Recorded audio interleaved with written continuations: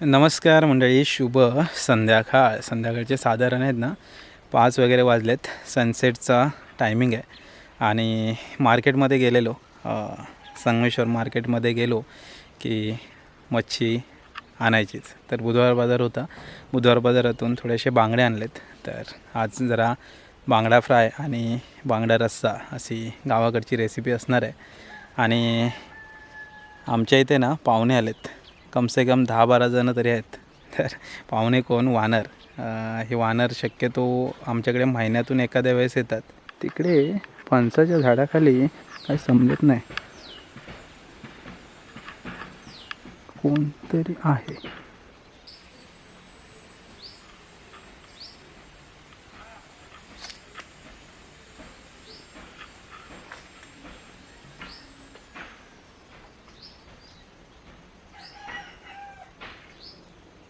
तो तुम्हाला कपडा हलताना दिसतोय का? मला वाटलं नेमकं काय होतं आहे. तर एक खारुताई आहे. ती खारुताई तो कपडा वर नेण्याचा प्रयत्न करते. दिसते का तुम्हाला? मी टेरेसवरून विचार करतोय, हा कपडा हलतोय कसा काय? केवढीशी छोटीशी आहे, कॅमेऱ्यात दिसते की नाही माहिती नाही. ती वरच्या बाजूने तो कपडा ओढते, दिसली का? तो बघा, असा कपडा वर नेते. मी टेन्शनमध्ये आलो की तो कपडा हलतोय कसा काय. मी ॲक्च्युली तुम्हाला वेगळे पाहुणे दाखवत होतो, तर इकडे तो कपडा हलताना दिसला. तर बघायला गेलो तर खारुताई.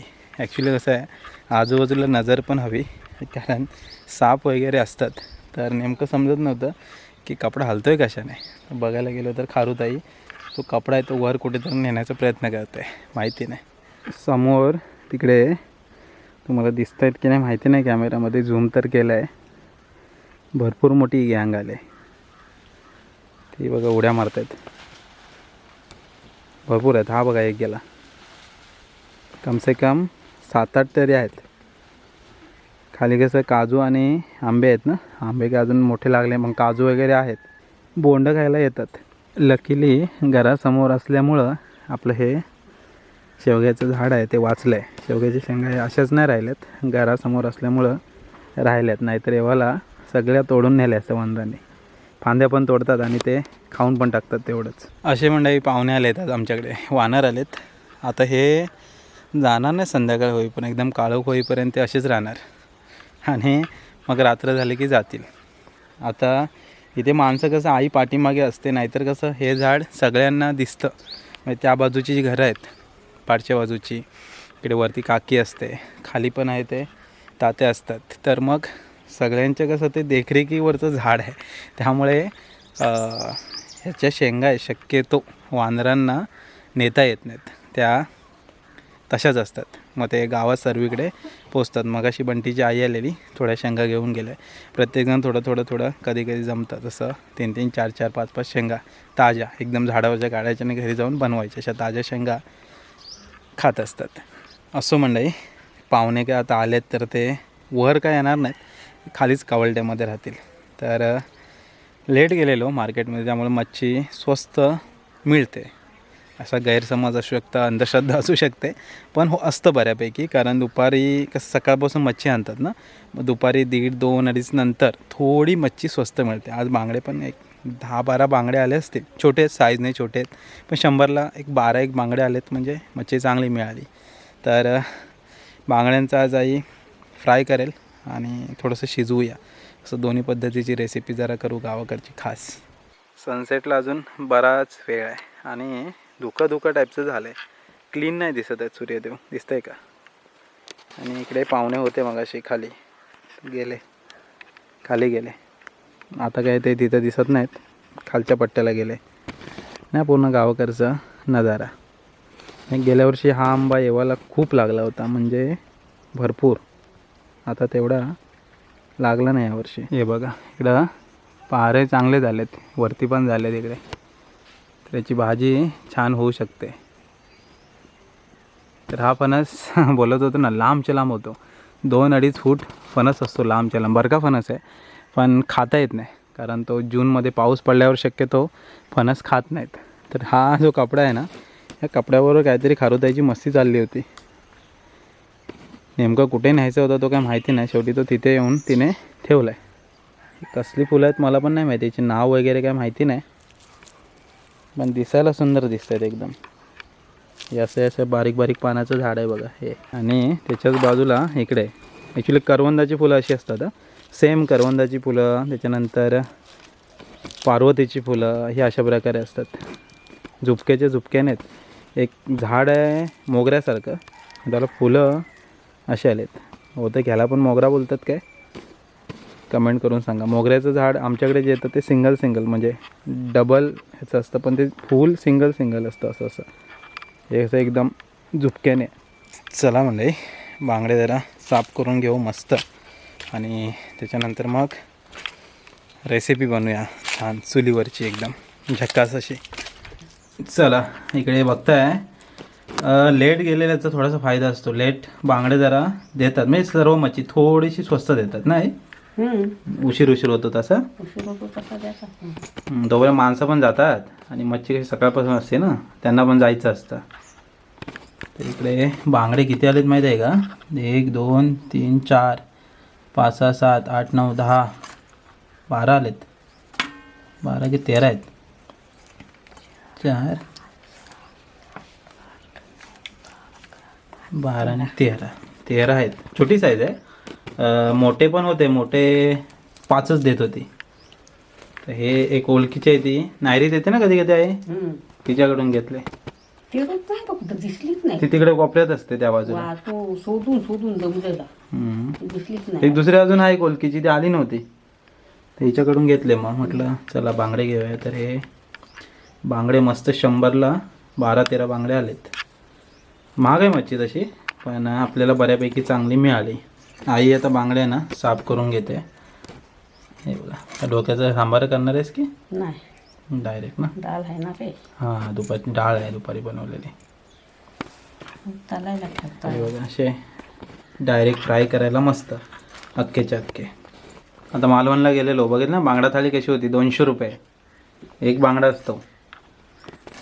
आई म्हणा मोठी कसली रे मच्छी होती ती? कुठं मोठी, मी म्हटलं नाही खडस, घोळ घोळ मासा, तो महाग असतो सगळ्यात. चव असेल त्याला. हां चविष्ट मासा तो, मार्केटमध्ये बघितला असतो ना होय होय. तो घोळ मासा, सोनेरी असतो थोडासा. तर बांगडा सुद्धा प्रॉपर साफ करून घ्यायचा, पोटातली घाण वगैरे काढायची मस्त, आणि मग बांगडे फ्राय करायचे. चला आई बांगडे साफ करून घेते, तोपर्यंत थोडंसं डेटा ट्रान्सफर करायचं, तो करून घेतो. बांगडे मंडळी मस्त साफ झाले आहेत. तर आई आता धुवून वगैरे घेते.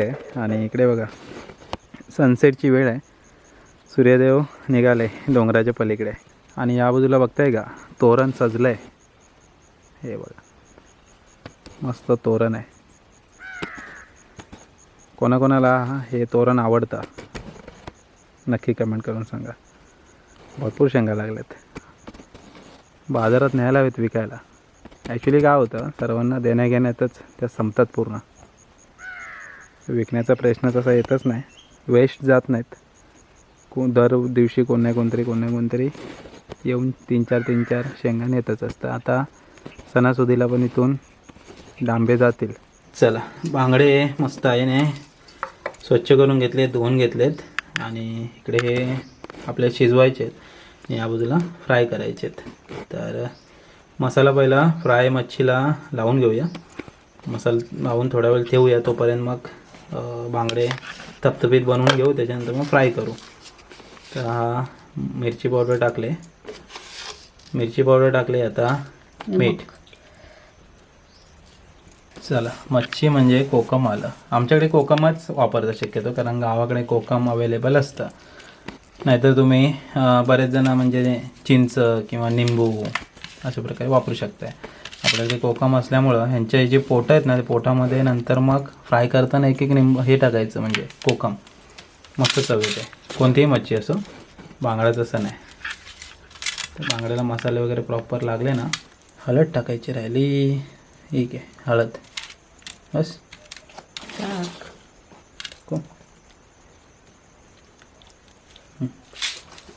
ओके, सगळे मसाले वगैरे प्रॉपर आता लागलेत. आईची मच्छी फ्राय म्हणजे रवा वगैरे काय नाही, डायरेक्ट मच्छी फ्राय असं नाही, अशीच तळायची. अशीच तळायची. आवडते आईला, छान लागते, तशी छान लागते. रव्याचं कोटिंगमुळं त्याला थोडी वेगळीच अजून चव येते. बाकी मच्छी अशीच फ्राय केली तरी काही हरकत नाही. चला, मसाले प्रॉपर लागलेत तर हे थोडेसे मॅरिनेट होऊ देत, मसाले लागू देत. तोपर्यंत आपण हे जे बाकीचे वांगडे आहेत त्याचं थोडंसं थपथपीत बनवूया. एकदम आपल्याला काय रस्सा वगैरे नको आहे, दुपारची डाळ आहे त्यामुळं फक्त थपथपीत बनवलं तरी काम होऊन जाईल. चला आता बांगडे छान असे शिजवून घेऊया, बांगड्याची ग्रेव्ही बनवूया. तर हा गावाकडचा गोडा मसाला संपला आज, उद्या नवीन वाटायला लागेल. उद्या खास व्हिडिओ करतो तुम्हाला, बरेच दिवस गोडा मसाल्याची रेसिपी नाही दाखवले. उद्या सकाळी आई पारंपरिक पद्धतीने कसा गोडा मसाला बनवते ना ते दाखवतो. ही गावाकडची आपली हळद थोडीफार आपण करतो पण आपल्याला पुरते एवढी हळद असते. आणि ही मिरची पावडर, घरगुतीच मसाला आहे आपण. आणि चवीपुरतं मीठ एवढं टाकलं की गोडा मसाल्यामध्ये जादू असते, सगळं जेवण तुमचं अप्रतिम होतं. आय बटनमध्ये इथे मी तुम्हाला रेसिपी देतो उद्या बनवली की. आणि इकडे आईने कढई किंवा टोप ठेवला आहे. नवीन चुलीची खासियत म्हणजे कसं दोन्ही गोष्टी होतात, इकडे आंघोळीसाठी पाणी पण होतं आहे आणि इकडे बांगड्याची ग्रेव्ही पण तयार होईल. लसूण, कढीपत्ता,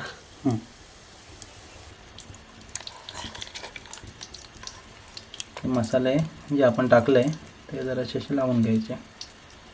गावाकडची फोडणी बघा कशी आहे, चुलीवरची. चूल मस्त पेटले आणि लसूण आणि कढीपत्ता टाकला आहे, त्याच्यामध्ये डायरेक्ट बांगडी टाकायची काय? अच्छा.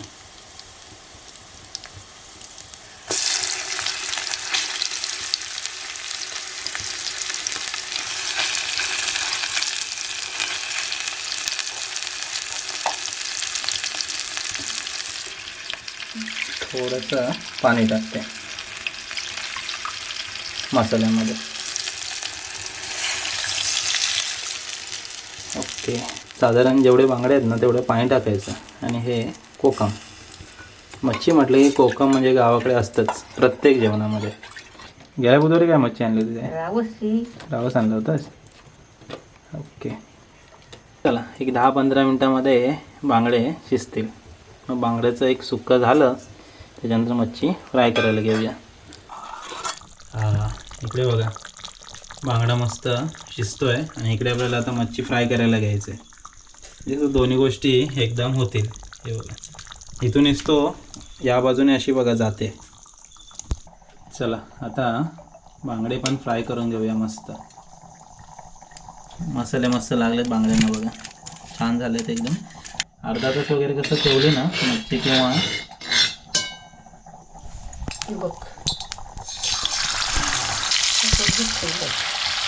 अच्छा, त्याच्या पोटामध्ये कोकम टाकलं नाही.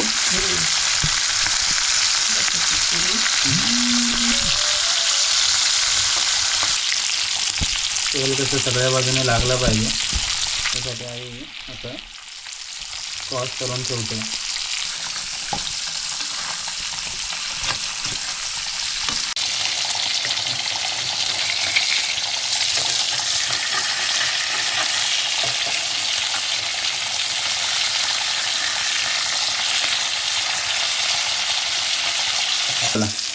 पहिले बांगडे होते ते लगभग तसे फ्राय झाले, ते आईने इकडे बघा बाजूला ठेवलेत.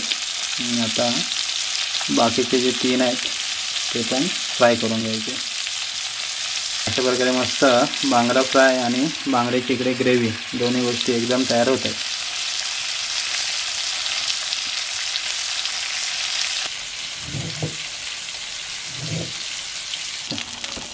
चला, बांगडा फ्राय झाला आहे आणि बांगड्याचा मसाला पण झाला, ग्रेव्ही छान झाली आहे बघा. दोन्ही रेसिपी मस्त झाल्यात. आता रात्रीच्या जेवणामध्ये मस्त बांगडा फ्राय पण आणि ग्रेव्ही पण खायला मिळणार. चुलीवरचं खास जेवण आईच्या हातचं ते पण. चला मंडळी, मस्त बांगडा फ्राय बांगडा मसाला, बांगड्याची ग्रेव्ही, कांदा, गावकडच्या तांदळाची भाकरी, इकडे तिखट डाळ आणि भात. असं मस्त ताट सजलं आहे जेवायला. आज खास मार्केटमधून बांगडे घेऊन आलेलो. तर बांगडा म्हणजे गावची फेमस मच्छी. आई बांगडाच जास्त आणतेस ना? गावाकडे बांगडा भरपूर आणतात आणि बांगडा कसं खायला पण चांगला लागतो गावाला. आणि गावच्या जेवणाची चव, इकडचं पाणी किंवा चुलीवरचं जेवण किंवा आईच्या हातचं जेवण सगळंच असतं ना, त्यामुळं चव चांगली लागते. तर आज बांगडे आणलेले खास संगमेश्वरमधून. मस्त झाले. फ्राय पण बघूया कसं झालं आहे.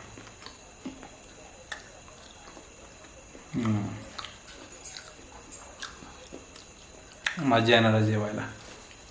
चला म्हणजे जेवतो, नंतर भेटतो तुम्हाला परत. असं जेवण झालं आहे. 2 गजरा जास्तच जाणार आहेत. रात्रीचे साधारण 10-10:15 वाजले आहेत. जेवण वगैरे मस्त झालं. आज खास संगमेश्वरमधून आपण बांगडे आणले होते. आणि गावाला असलं की जरा मार्केटमधून मच्छी वगैरे आणली ना की खायला पण मजा येते. तर आईने खास चुलीवरचे बांगडे फ्राय आणि बांगडा मसाला ग्रेव्ही बनवली होती. तर मस्त जेवण वगैरे झालं आहे. रात्र झाले आणि रातकिड्यांचा मस्त आवाज येतोय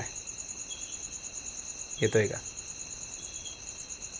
ॲक्च्युली घरासमोर आपण लाईट्स वगैरे प्रॉपर लावलेत, त्यामुळे उजेड भरपूर आहे.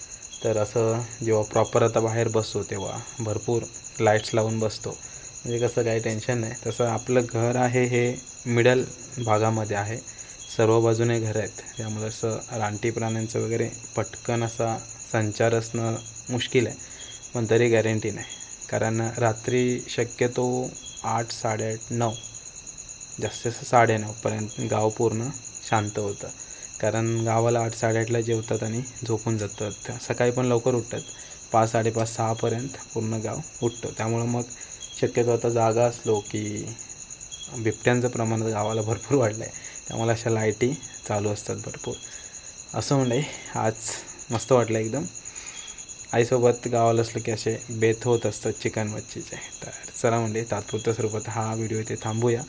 संगमेश्वर मार्केटची धावती भेट आणि उशिराचा बाजार ह्या व्हिडिओमध्ये दाखवण्याचा प्रयत्न केला आहे. तर भेटूया मंडळी पुढच्या व्हिडिओमध्ये. तोपर्यंत टाटा, बाय बाय.